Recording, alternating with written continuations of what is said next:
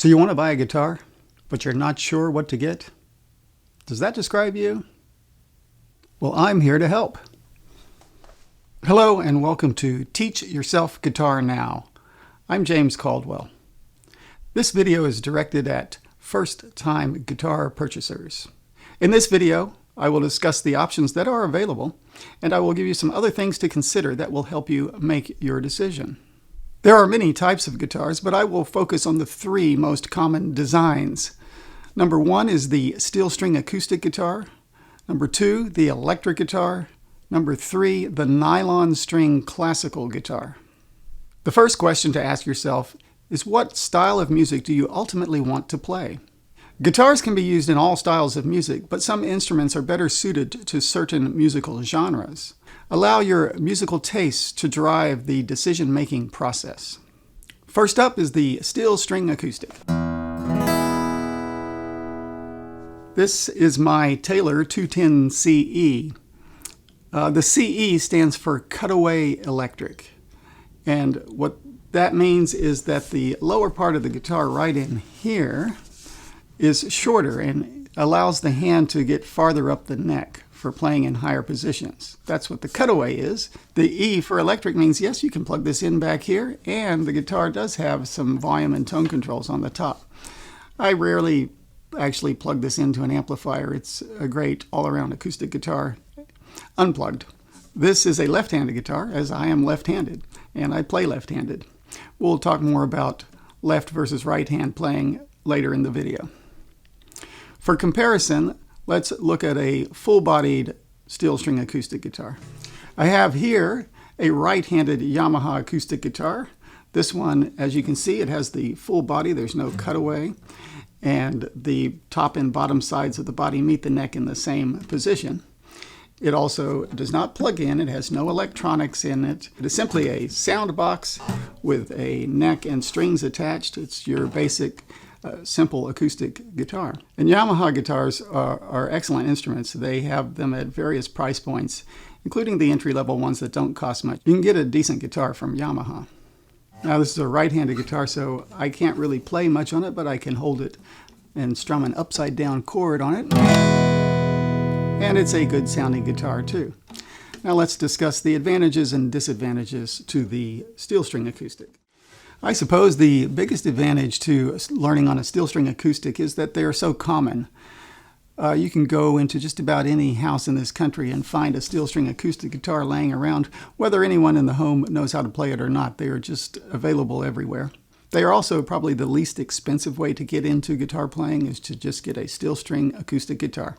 The disadvantage to learning on a steel string acoustic is that it's a little tougher on the left hand fingertips as you play your notes or chords. It requires more effort because the strings are of a high enough gauge that there's quite a bit of tension here. It requires some effort to press down, and beginners will complain, if they practice enough, that their fingertips are sore. They even get a little bit torn up until you develop calluses, which is the toughening of the skin on the fingertips. Then you can play without any pain or difficulty there. These guitars are great for playing country or bluegrass styles of music.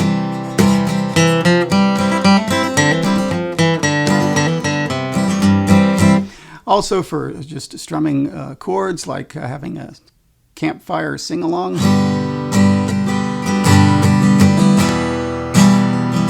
That type of thing. And play folk and other styles on it too.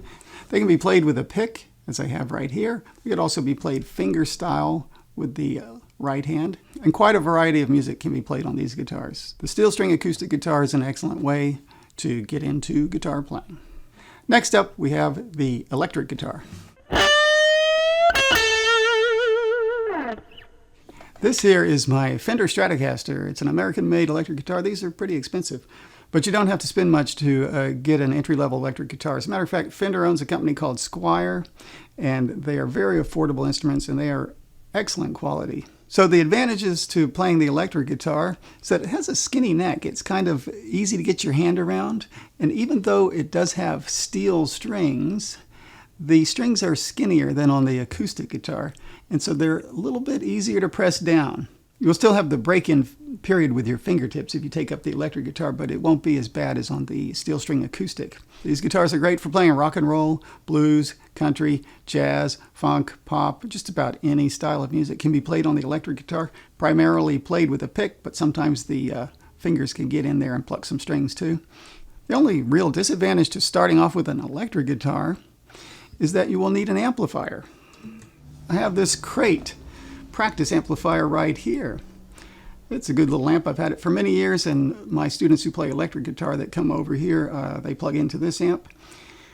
Didn't cost me very much, and you don't have to spend a lot on an amplifier, but really, if you're going to play electric guitar and you want to go out to a friend's house or whatever, you're going to have to lug this around with you also, which can be a strain on your back and on your muscles. However, if you're up late practicing at night, you don't have to plug in, and you can just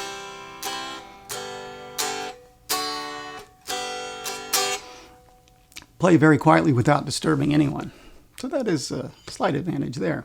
Also, you can purchase what they call gig packs, and it'll be an entry-level guitar like this, perhaps by Squier or Epiphone, which is owned by Gibson, and they will package it with a small amplifier with the cord, a guitar strap, picks, extra strings, and all that stuff. That's a good deal. Usually the amps that you get in those combo packs aren't very good. They'll have a very small speaker. Yes, they work, and yes, you can hear yourself, but they don't have the greatest sound or versatility. So you would want to upgrade in the future if you went that route. The next type of guitar to consider would be the Nylon String Classical.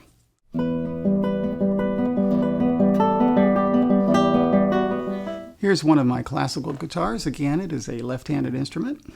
And as I said, we'll get to that topic later. These are great for a couple of reasons. They have nylon strings, as I said. The 3 treble strings, the unwound strings right here, are simply nylon strings. They're very soft. They're not under very much tension, so it's easy on the fingertips. And even the bass strings, which have a winding, they have a metal winding around them, but they have a nylon core, so they are still soft to the touch. It's much easier on the left-hand fingertips.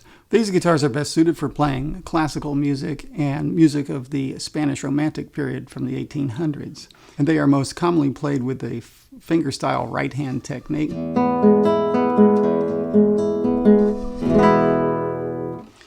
But you could also play it with a pick.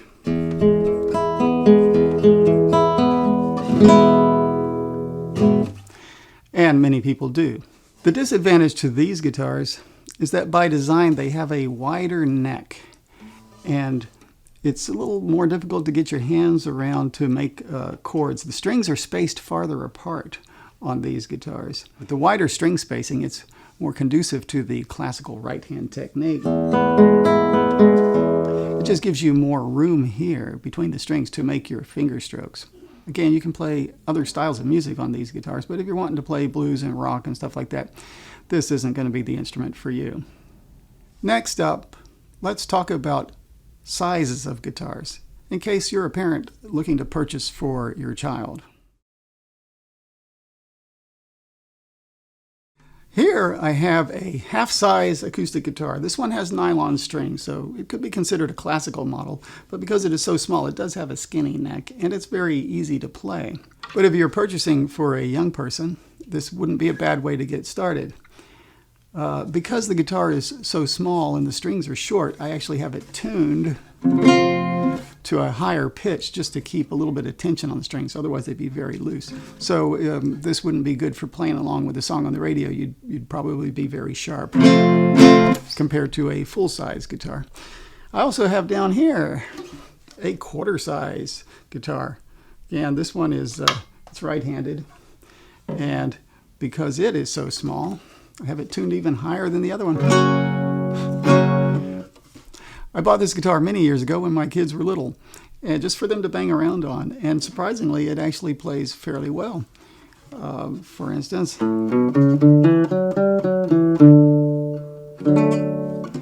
plays in tune up the neck and everything. Not a bad little toy guitar. So if you have a real small tyke that wants to get into guitar, this wouldn't be a bad option. Generally, my advice to parents buying for kids would be get the largest instrument that your child is comfortable handling. because they will grow into it. They will quickly outgrow these smaller guitars. Next, let's talk about purchasing options. Should you go to a music store or should you purchase online? I have purchased instruments through online retailers, and I've always had good success with that. Never had any complaints, so I think it is a safe option. However, if you're a complete beginner, it would be good to go to a local music store. Look at several of the guitars that are in your price range. Pick some out and ask a sales associate to play it for you. That's not a bad thing to do because you can hear how the instrument sounds. You can also see whether or not the sales associate is struggling to play the instrument. If they appear to be playing it without much difficulty, it must be a good guitar. If you do decide to purchase online, the only advice I really have is to check the reviews. If an instrument on Amazon, for say, has many hundreds or thousands of reviews and a very high rating, it's probably a good item to purchase. At the same time, though, you need to see if it's coming from Amazon or some third-party seller. And if it's coming from a third-party seller, verify that they have a good rating as a retailer also, because some of these outfits have many complaints and poor reviews, and you wouldn't want to order from them. Next up, I'd like to address the left versus right hand issue. For the lefties out there looking to buy, or for parents who might be purchasing for a left-handed child.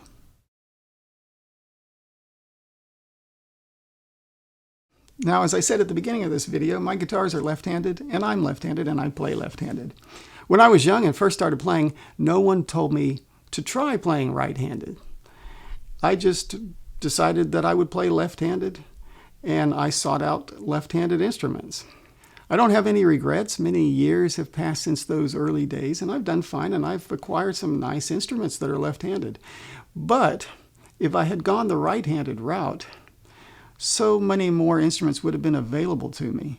I mean, any music store that you go into, there's going to be hundreds of right-handed guitars and one or two left-handed guitars that are probably hanging up high on the wall with rusty strings on them. At least in my experience, it's been that way. There are a handful of left-handed retailers out there that cater to the left-handed guitarist, but they are few and far between. So if you're a left-handed and a complete beginner, I would actually suggest trying to learn on a right-handed guitar and play it right-handed. Now that may seem like unusual advice coming from me, but honestly, a complete beginner needs to learn how to work the left and right hands in different ways that they're not used to. And I don't really see an advantage to a dominant hand doing one or the other thing. Indeed, there are many left-handed people out there that play right-handed and have had great success with it. So I would suggest that, and if you are compelled to go the left-handed route, well, good luck to you. Next up, let's talk about some of the accessories that you might want to get along with your new guitar purchase. The first accessory I want to talk about is picks. They're very inexpensive. You can buy a bag full of them and just have them laying around. If you lose one, it doesn't really matter. It's a very minor investment. They do come in different thicknesses and stiffnesses. So my preference is a medium stiffness. These are great on the acoustic guitar because there's just enough flex in them that when they hit the string, they bend back a little bit and the energy builds up in the pick. And when it comes through, it adds more volume to your playing. But it is still relatively stiff. It's easy to control. Some picks like this one here is a thin and it's incredibly flexible. I do not like these at all, and I guess some players out there do prefer them, but to me it's very hard to control and actually doesn't really sound that good. At least when I play with it, it doesn't. The medium gauge is ideal. There's also a heavy gauge. I have this one here, and it's slightly stiffer, only very slightly stiffer than the medium gauge. Either one of these would be the best pick to get started with, medium or heavy gauge. Next up is the guitar strap. If you want to be a player that stands while they play, you'll need a strap. Don't have to spend a lot on these. There are various price points available out there. Most steel string acoustic guitars will have two strap buttons, one here on the neck and one down here at the base of the guitar. So that once you get it strapped on, you put it over your shoulder and stand to play. Even if you're sitting and practicing, it's not a bad idea to have a strap on. It keeps the guitar elevated in a good playing position without having to cross your leg and prop the guitar up like that. You can have both feet flat on the floor and just strum away. Most every electric guitar and most steel string acoustic guitars will have the 2 strap buttons. But classical guitars by design have no strap buttons. They are actually designed with the intention of the player being seated. And if you've ever watched a classical guitar concert, the musicians are always sitting down. So if you go with that style of guitar, you won't need a strap.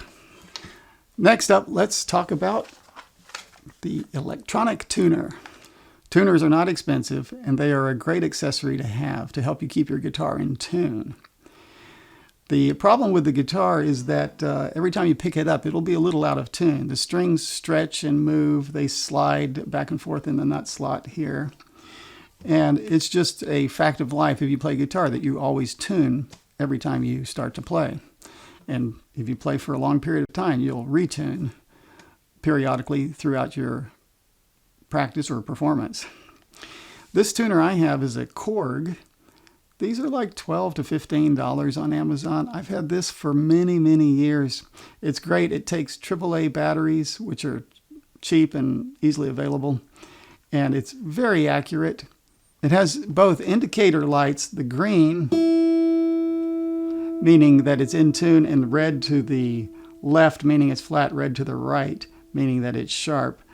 And it also has a graphic display here with a needle. So sometimes when you get the green light on, the needle can be slightly off, and you can keep tuning until that needle is dead centered. And that means you're at the proper pitch. It's really a necessity to get one of these when you get a new guitar.